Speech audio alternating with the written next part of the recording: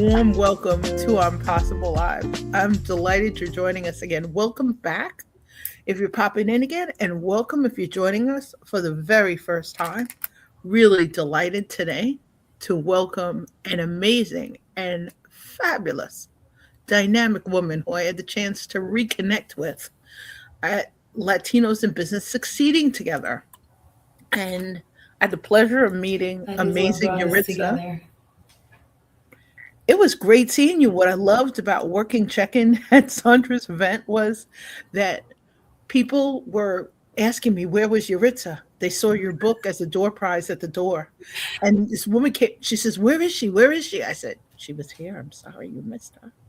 But at any rate, for those of you who have not had a chance to meet this amazing woman yet, I'm delighted to have met Yaritza in my heavy networking days as a member of BNI alumni and to have a chance to discover your beautiful voice and your amazing spirit. And I'm honored you're joining us today.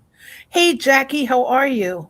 I'm honored you're joining us today on a platform that isn't normally the place where you're spending your time on social media. We were just chatting about catching up with family and nieces and making some time to relax. But hey, Christy, hey, Jackie, lots of warm, sunshiny rays are joining us. And for those of you who are really active on the LinkedIn platform, you're going to have to find Yaritza on other platforms. 'Cause, right? I mean, seriously, we don't necessarily live on social media. You're more active now as an author, as a keynote speaker. I am so proud of you and honored that you autographed my copy of Healing Out Loud. So, Yuritsa, that's right. Without further ado, please let our listeners know who are joining us live and for replays a little bit more about you and wonderful Yuritsa, and a little bit more when you have a chance about Healing Out Loud. And do it in whatever order makes you feel comfortable. This isn't a BNI timed member spotlight. That's right. Not a member spotlight that's timed or an introduction, just some time to let the world know a little bit more about wonderful you. And warm welcome to Impossible Live. Oh, well, thank you so much, Ma. I love just the opportunity. It's you never know when like souls will realign. So bumping into you again after I don't know maybe like 4 or 5 years of seeing you was just so refreshing. So I just feel like everything is so divine and divine timing. And so about myself, I actually came to meet you when I moved into the Hudson Valley and started networking in the BNI world. At that time, I call myself a high performance employee. I was a high performance employee at that time. I started networking as being a transplant from the Bronx, born and raised, and I moved into the Hudson Valley and started networking for another company. And in that kind of transition and journey of networking, my mindset shifted into becoming a business owner. And that was a wonderful experience for me because I started to be exposed to other people, different mindsets, different exposures, which was so enlightening to me. And I still learn week in and week out from other people that are just different from me. And I opened my title insurance business. I have a title insurance business called Absolutely Clear Title. I opened Absolutely Clear during COVID, in the summer of COVID. And I was able to really dig into the roots of the networking that I was doing and start to build a brand for that company. And while I was doing that, I didn't realize that I was going through my own transitions. So you see like these memes and you hear people say, if you want to start healing and really figuring out who you are, open a business, right? When you have to hold yourself accountable and you have to really answer to yourself and be your own boss. So I learned a lot about myself. And through that transition, I think that others around me were starting to learn who I was too. But what I started to learn was that I was surrounded by a lot of people that had fixed images of who I was or who I was supposed to be. And unfortunately, in 2022, I went through a very sad time, what I call now a transitional time. At that moment, I didn't realize that it was going to be the catalyst for my book, because I always thought, as a teen mom, right? I started off life in the Bronx, growing up in the projects, and had a good foundation, but there was a lot of trauma. And I ended up becoming a teen mom at 15. And I met my now husband when I was 13. And I always thought throughout my years that I was going to write a book about that experience of being a teen mom, being a young wife, and what that meant, and us getting to a place of healthy, right? Because we were together so young and we went through a lot of ups and downs. And being in a healthy marriage now, I thought, like, this is such a good story. We're a good example. But it wasn't until I started to go through things with my nuclear family, with my parents and my brother and friends and cousins, that I realized my deeper story was what I was going through with them. So I went through what I call now a very traumatic time, but it was very eye-opening to me. And I didn't realize until about 2 years into that I was actually depressed. And I started to write. Journaling is really how it started, just kind of like anger. And I got tired of really hearing myself vent to my husband and whoever would listen to me. So I started writing things down. And when I got to the point where I said, I think I'm not angry anymore. I think I can help people and give meaning to this pain that I was feeling. I realized I was in a journey that's an ever life journey. I will forever be on this healing journey. But I had to ask myself, do I want to be heard or do I want to help people? And I think both things are true.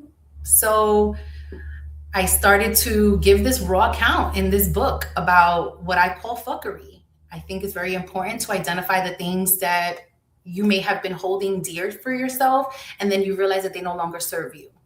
And a lot of people, we're sort of like in an era right now, or like a season where people are like, oh, let's break generational curses. Let's break up with our parents. Let's eliminate these ties that we have of trauma. But no one really talks about it. You hear a lot like, cut them off. Don't talk to them anymore. That's not good for you. Call it out.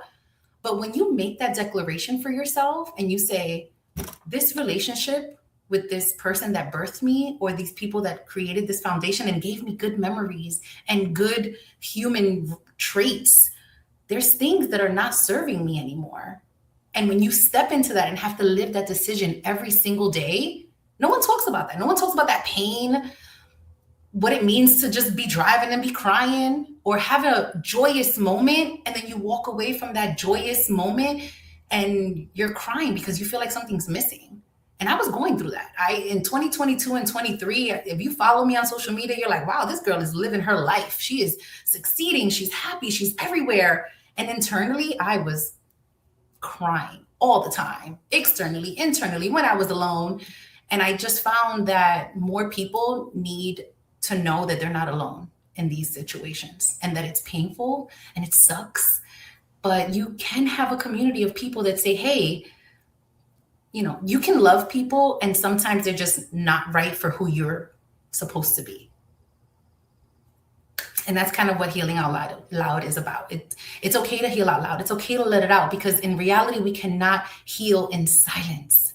We cannot. And I didn't know while I was building my business that those core foundations that I was now starting to identify in myself, such as accountability, responsibility, communication, clarity, those are all things that I built my business on. I had no idea that those were like the core foundations of who I really am and what I wanted to pay forward to the world and to the community. So I had to do some self-reflection, and that's kind of all in the book, So I'm like a poster of accountability. Let's have these uncomfortable conversations. And that's what I'm hoping that the book does for people. Well, one girl from the Bronx, as I call it, to another. Thank you for not just your transparency, but also for your timing. I think sometimes we think of the process of self discovery or self exploration like it's something that's supposed to happen under the covers. I in a lot of conversations, and one of my favorite pictures is of a turtle shell from Bora Bora. This turtle with this deep shell underneath the water, and I discovered this turtle shortly after becoming a full time entrepreneur.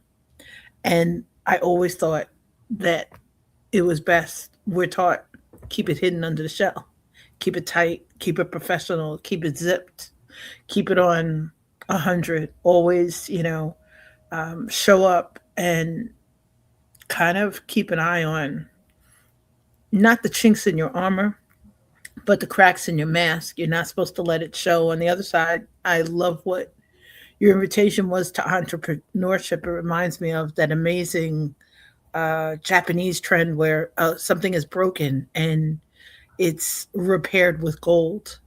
And we discover in the cracks and the imperfections, we discover an opportunity. And on that note, Leslie Flowers is here and Roshni is here. We've got some amazing energy from our listeners, and also some amazing live stream hosts are joining us in the audience. And as we said before, Yaritza is not active on LinkedIn. This is our time to reach out and welcome this girl from the Bronx and let her know that she is in the right place as she's pursuing keynote opportunities and letting her business and her life and her vibrant voice just thank you so much. Leslie, bless you. Leslie, I have it written in the journal somewhere. Leslie says Katsuki, and I hope I'm saying it correctly. For our friends who know that languages are not my strength, pronunciation is always good. But I love that part of feeling that something is broken, that it has some sort of imperfections, that almost like that responsibility, whether it's innate, whether we learn it as kids or we learned it in families or by watching other amazing elders, that we need to mask it, we need to hide it. And I think it's one of the things, as you're mentioning from a timing, and I really appreciate your honesty about depression because I realized with myself, I was definitely there at the time we met. And it Mm, took me a really long time to admit it or to come to terms with it because we don't acknowledge the shadows, you mm, know? We think sometimes, and just like today's title is Reflections, and Healing Out Loud is the name of Yaritza's amazing book, is that in reflections, we think sometimes that they need to be personal. Hey, Coach Carrie. Coach Carrie, mhm. Mel is in different glasses than I was on Friday. I broke my glasses last week. Oh no. Oh yeah. Hey, the best part is, and you'll notice it in a post later. I'm about to put up a post asking people when was their last eye exam. Only break your glasses after the eye exam. That's the suggestion. Just in case the glasses you ordered, like mine, as I found out last week, they were on back order. Mm, And I found an old pair, an old frame, and I was teasing Coach Carrie because in Coach Carrie's live streams, you'll see Coach Carrie with glasses with a bunch of different lenses. What I love today is about this conversation with Yaritza and about this place and space that we're in is whenever I'm talking about stuff that's really deep, that's been locked inside for a while, something happens to my voice. I laugh as Yuritsa was introducing herself. I needed to take a sip of the hot beverage, take a sip of the cold beverage. And thank you so much. Leslie is Googling, bless you. Leslie says kintsugi is the correct spelling of the Japanese art I mentioned. One of these days, I am going to. I want to take a course in this. It's on the bucket list, you know, I love that. and yeah. Hey, Mary Kay, thanks for popping in and for your great transparency.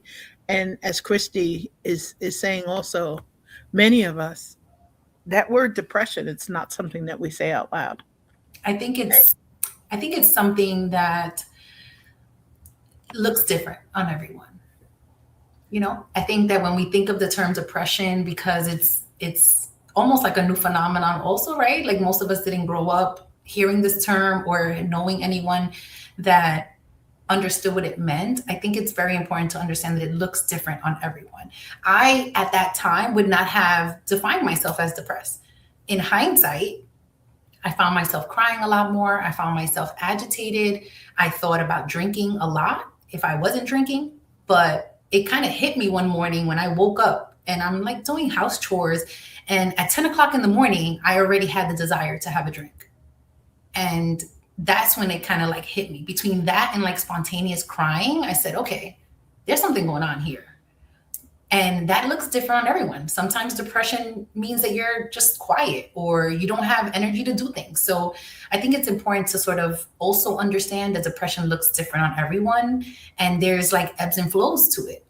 I'm sure that there were days during those years that I was having amazing emotions, but there was also sadness. So it's important to just identify it. And I realized that I had spent so much time feeling silence and almost a generational shame of things.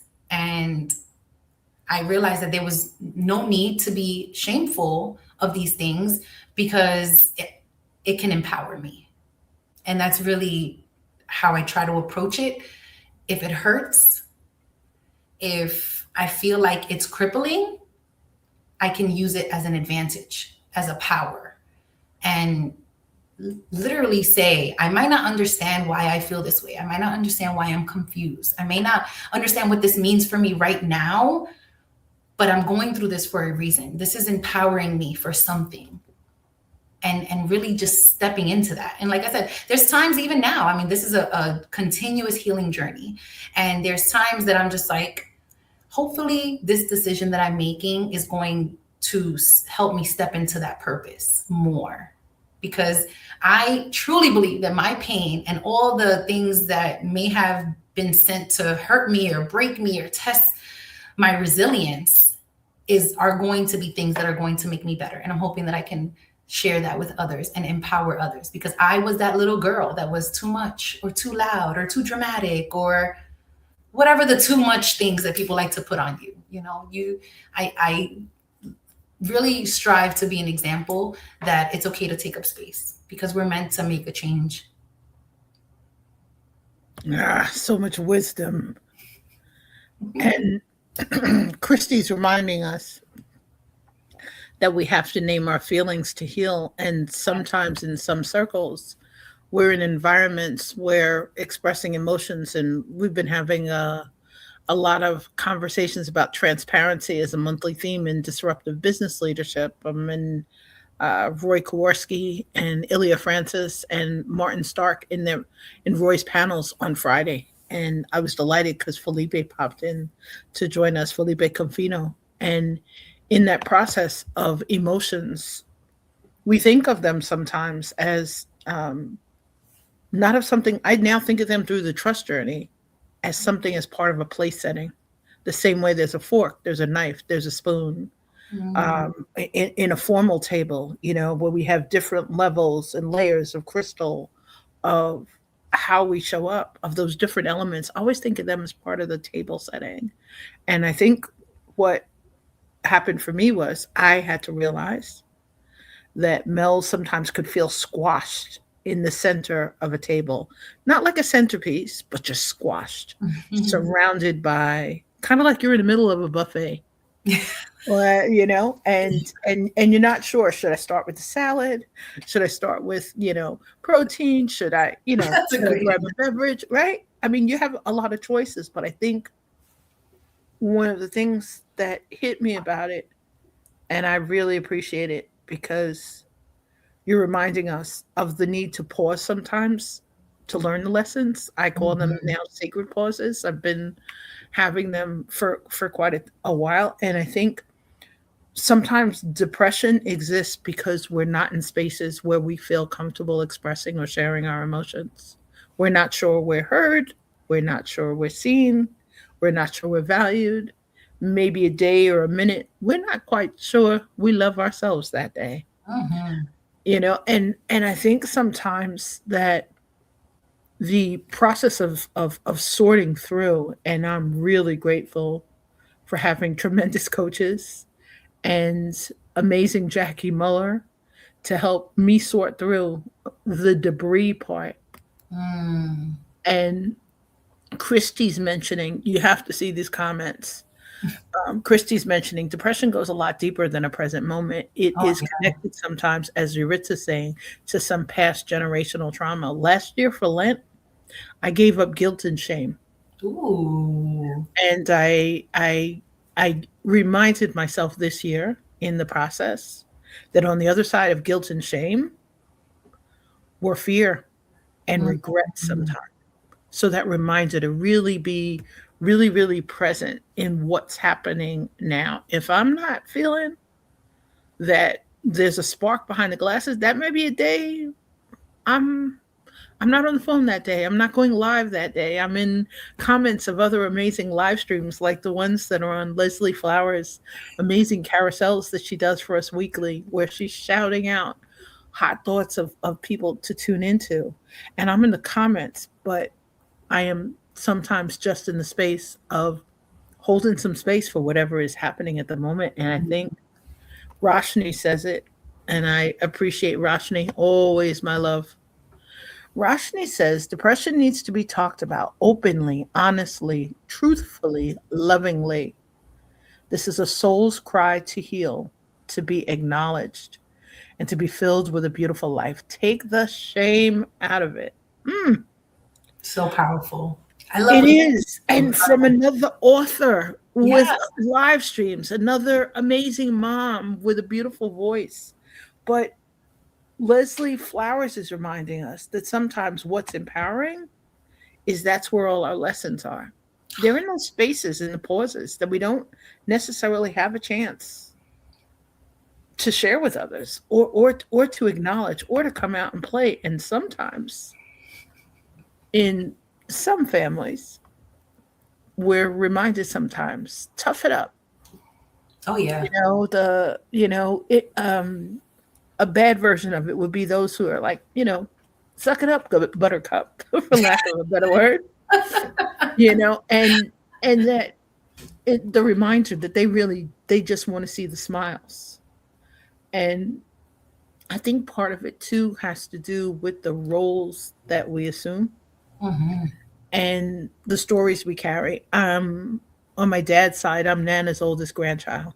So every fear conversation Nana had, I had, Mm. down to repeating failing the driving test, the road test, the first Wow. time exactly the way Nana did. I had heard the story too many times.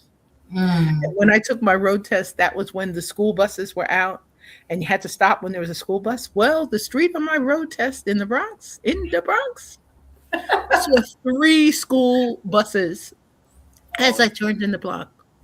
One passed me, one was at the opposite end of the block, and one was just before the point where the instructor suggested I stop to make a U turn. And I'm like, oh, dear Lord.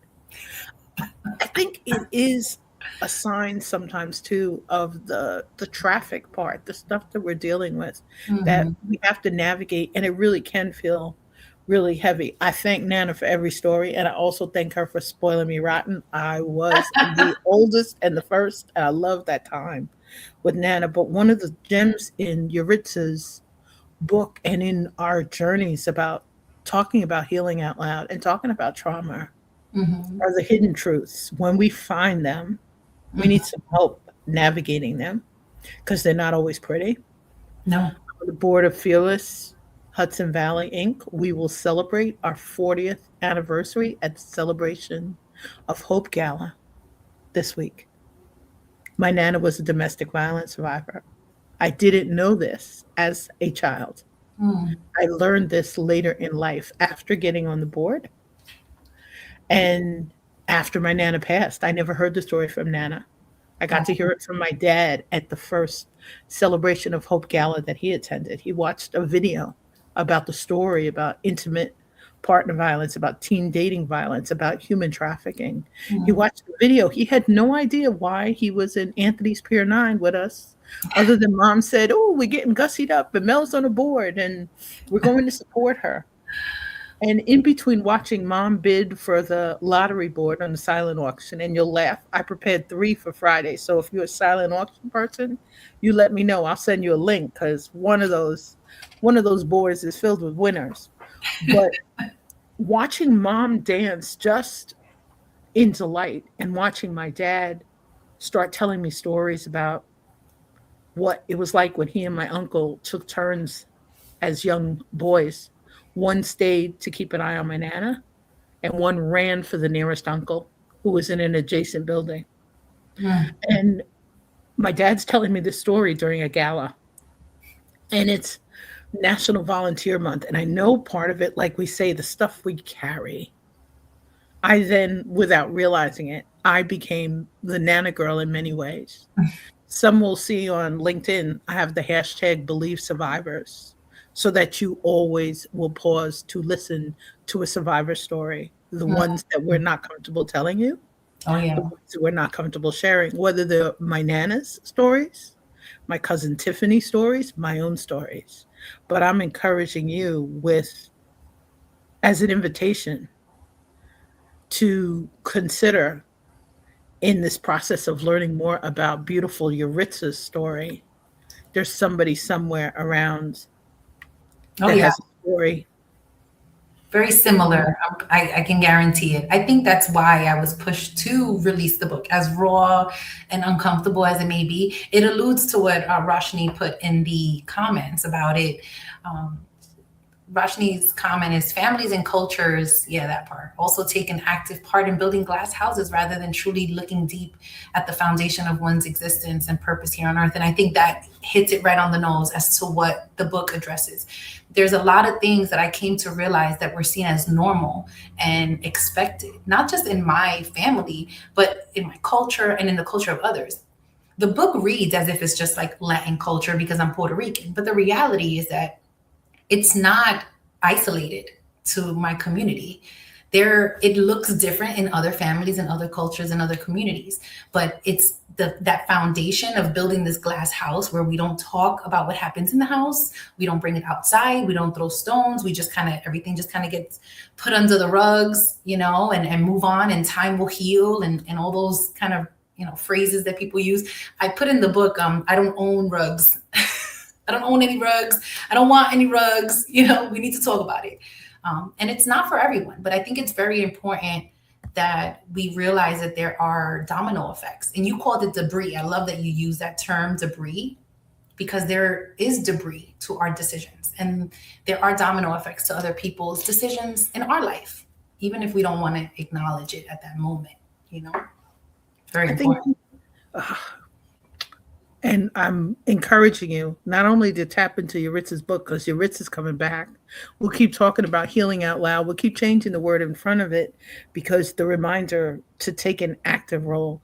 I had to realize the debris because that turtle shell that I admired reminded me that underneath the hardness of that shell, there was a softness, there was a vulnerability, there's some flavor, there's some age, there's some seasoning, there's a legacy there. But I think underneath and the part, and I'll say it straight up, this is the second year that I haven't had a teal ribbon for Sexual Assault Awareness Month on my meta page. I am wearing it. It's attached to my bag. And I realize also in terms of the generational things Mm. and in the part of preparing for my dad's celebration of life a little over 2 years ago, I realized as I was about to say that final goodbye that I was missing something. My brother had made sure dad had his Brooklyn Dodgers shirt on under the suit jacket. You know what I mean? We had one of his favorite ties on. And I realized I needed to take the purple ribbon that was on my bag at that time Wow. and give it to Mr. Swinton, the funeral director, and say, I need you to add this to dad's lapel. Because I think the part about what Roshni's mentioning about the glass houses, I mentioned glass and it's shattering in my LinkedIn profile. That sometimes we don't realize there's broken glass. We don't realize when there's a shard. We don't realize when there's something around that can cut someone, Mm. whether it's us or others. I acknowledge the debris, and I acknowledge it because that process of carrying it becomes part of the perpetuation of the stories. And what I Yeah. love specifically about Yaritza's book is the reminder to rewrite our narratives. Coach Carey's got a comment about empowerment. I'm allergic to empowerment. And you'll laugh, Coach Carey. Why? Because I'm on a board where the root causes of intimate partner violence, of teen dating violence, of human trafficking, those root causes are power and control. Mhm. So it caused me actually to shrink back from volunteering for leadership, which is funny. That's kind of how Yuritsa and I met. Somebody had kind of drafted me as a leader. I didn't want to raise my hands and say, I'm interested. But I think the reminder that our healing, whether it's, and I had a conversation with Lachelle Atkins about this. We spoke about this on Friday during We Rise and Soar. That journey of emotional, financial, mental, spiritual, physical healing is ongoing. Oh, forever. Whether I always have a box of tissues nearby, and it's near for the live streams because some live streams I've reached for that tissue as soon as that end stream button goes, because that's just how I was feeling. And Mm. I think today, and I knew Yuritsa and I were going to talk about some deep stuff. I almost put on yellow. It's my pop color to remind me to, pop's favorite color, remind me to show up and that legacy of my dad's daughter, to let that Mhm. girl out and play. But Love that. you in your book talk about that process of forgiveness. And I love that you're saying it as a parent, as a daughter, as a sibling, as a wife, as an aunt, as a godmother, just as a person, that opportunity to kind of rediscover our faith while we're going through deep losses. And Mhm. that part of your book, we'll have to really talk more about that. But Yaritza, Healing Out Loud, your subtitle is just as important as the title. Can you share that with us and how you came up with that? So the subtitle is Finding Your Voice Through Painful Growth. And I came up with it. I feel like it kind of was like a spiritual download, honestly. I think that a lot of the reason why I wrote the book was because I was silenced. I was told to be silent about things. I was told, get over it, enough. It happened a long time ago. You're not the only one. Things like that.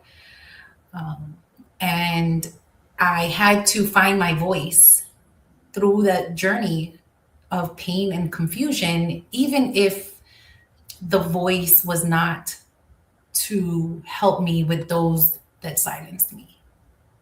It may have been, and I'm still learning that journey because I'm still on it every day, is that finding my voice was more for others. And I'm working every single day to find out what that means, because even after the book, I'm definitely not heard or felt or validated by those that got me there. So I'm still finding meaning and still finding the power in my voice.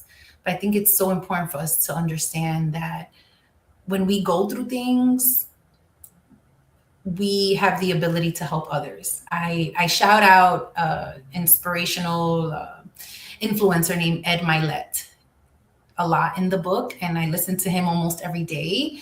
And he says that you're best qualified to help the person that you were.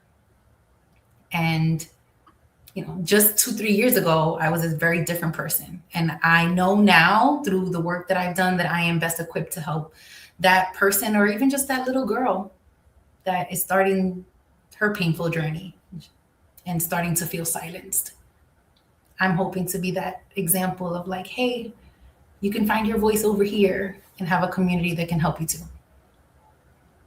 You should see the hearts that are coming up in the emojis on LinkedIn. And I, I, it's really resonating also on a personal level because I think we hide that. There's so much in the shadows. I talk a lot about trust shadows and about barriers and the hurdles, but I've been working for a really long time on my advanced trust facilitator certification project.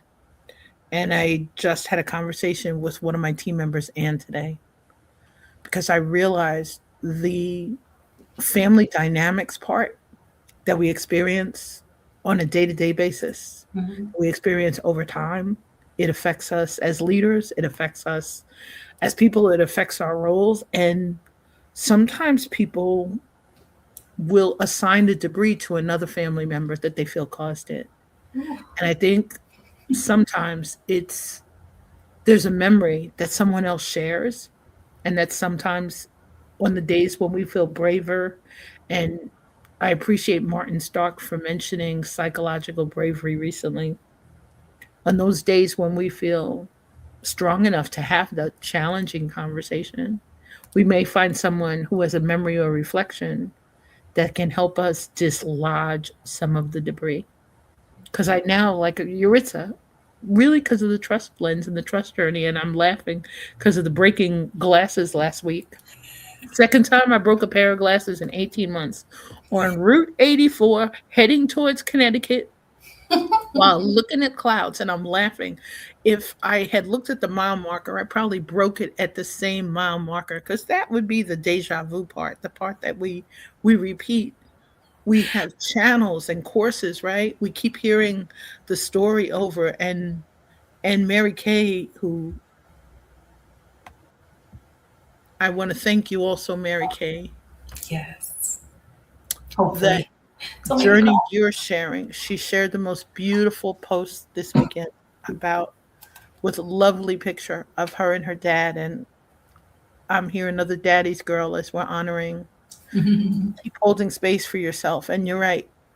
Mary Kay says, I think that writing your book helps others to borrow your voice if they can't yet find theirs. There's a Yes. wisdom there. Hmm. There is Hopefully. a wisdom there. Wow. I Powerful. appreciate your reminder of the debris part because that's what I had to realize I was kind of removing out of my certification project. Mm. Some of the debris that I had shared in previous certification projects, it wasn't in this one. And I'm grateful now to resume the project after the second anniversary of celebrating Pop's life. But I think I appreciate not only your courage, but I appreciate also our timing of getting together today. I, for the first time in a LinkedIn post in a long time, I added the hashtag believe survivors Mm. because in our stories, sometimes there's the stuff that others didn't want us to talk about, others didn't want to hear, others didn't want to share. And Mary Kay, thank you. Mary Kay put it up there, but thank you. Yeah. Because Mary Kay, you have no idea. Your post is in the midst of what I call complex seasons of gratitude, grief, and growth. And we don't acknowledge that. It's just like Yuritsa's subtitle of having the word loss in there. I think the word loss is an easier word for many than my use of the word grief. And I keep using gratitude, grief, and growth in the complex seasons because Carla Sellers, as she edits every video, she's like, Mel, I've been doing this for 4 years and bless her. She's like, Mel, you got to keep talking about it. You got to keep talking about it. Not as a grief counselor, but as part of what Yuritsa is saying, the invitation to explore healing out loud, as opposed to sitting with salty, raw wounds in Oh my silence. God. You just said salty. Look at my shirt. Stop it. Stop it. Stop it. No accidents. No accidents. Nothing's coincidental. I love that. Yuritsa, what I'm smiling at, for those on LinkedIn who are trying to find Yuritsa, you have to also search for absolutely clear title to find this beautiful woman's voice on Instagram, on Meta, on other platforms. Yes, you can To find see me. the My Instagram my Instagram that's dedicated to the book is called BX_renegade, because I am a renegade. I like to think I'm disrupting a lot of things, including the industry that I have a business in. So BX_renegade. If you're looking for me on Facebook, you can find me by my name, Yaritza Ruiz. Also on Facebook, I have a community page for Healing Out Loud. So the goal with the Facebook community page is to provide a platform for those that are like me or feel that they can resonate with the book and have a safe space, since it's a private community, to vent, explore, share, whatever it is that they need to heal, because we cannot, again, heal in silence. And it's also, as Christy's putting, we have an opportunity in the process of healing. My invitation now, through Impossible Live and through amazing guests like Yaritza with her vibrant voice, are the invitation to help others explore self discovery, self Absolutely. empathy, self love, self trust. I think one of the challenges are in this process of mm, our journeys, we think that the road needs to be filled with one of compassion. And sometimes we don't necessarily feel compassion or share compassion, partially because we're not in each other's shoes, or, as I jokingly say, in each other's crocs. We don't, we're not walking the same, we're not walking the same paths, the same steps, and we're not at the uh, same phases or stages. And Mm-hmm. but I think in the empathy part, and thank you, Matthew Gardner, for popping in and joining us. Matthew is talking about our great energy. Matthew, this is the place, and we appreciate it. Girls from the Bronx, we are and our vibrant community that's joining us today. I love the title of your book. I love reconnecting with you, and I'm delighted to invite you back as a guest again to join us again for Impossible Live. And Yuritsa's reminding us this is during her workday. Business matters. She's in her office. She's got people outside. You got fur babies. You have employees. You have ringing phones. This is life. But Yuritsa, what is one place that you'd love to speak that maybe someone listening has a platform to help you get your voice out? Is there a group you'd love to speak in front of, or a place that you'd love to just, like, share your book? I have a very soft spot for underprivileged young girls that take their current circumstances or the generational examples that they have and feel that their life is over. This is it for me. No more. I have such a sweet spot because I was that girl. So if I can get in front of those girls, and or even just women that have gotten to that point where it's like I have such great things happening for me, but I'm still so sad inside. Or they think that they've gotten everything that they have wanted to accomplish, but yet there's still something that's happening internally that they're not feeling like they've gotten to that point of healing or self-discovery. I would just love to let them know that it's okay for them to take up space. Hmm. And the right spaces, spaces where you're valued, spaces where you're treasured, spaces where Yes. you are welcome. Yes. Thank you for joining us for Impossible Live. Thank you for sharing with transparency, with grace. Thank you. This is I great. hope your meta community will explode with new readers who pop in like me and are like, "Oh, Yuritsa, I have your book." Please.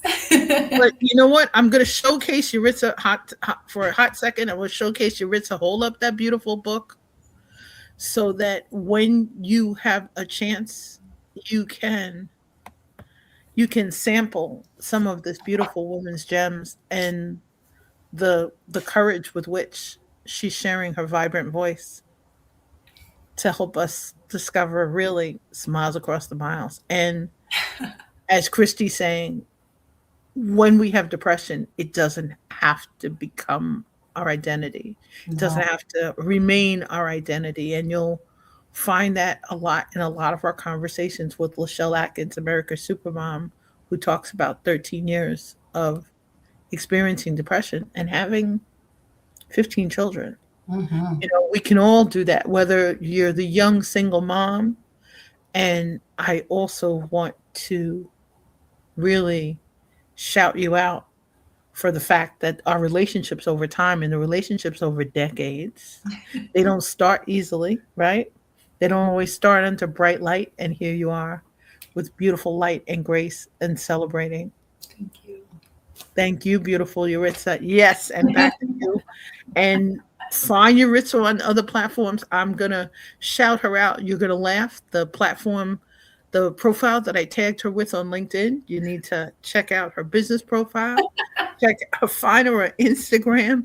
And when we are on YouTube, we're gonna share all of Yaritza's links so that the world can find out and you'll have more great readers of your book. You should see all these hearts, beautiful. I appreciate you so much. Thank you. Take great care. Stay safe and stay safe, stay well, stay inspired and in touch. Have a magnificent day filled with blessings, opportunities, and possibilities. And thank you so much for joining us today.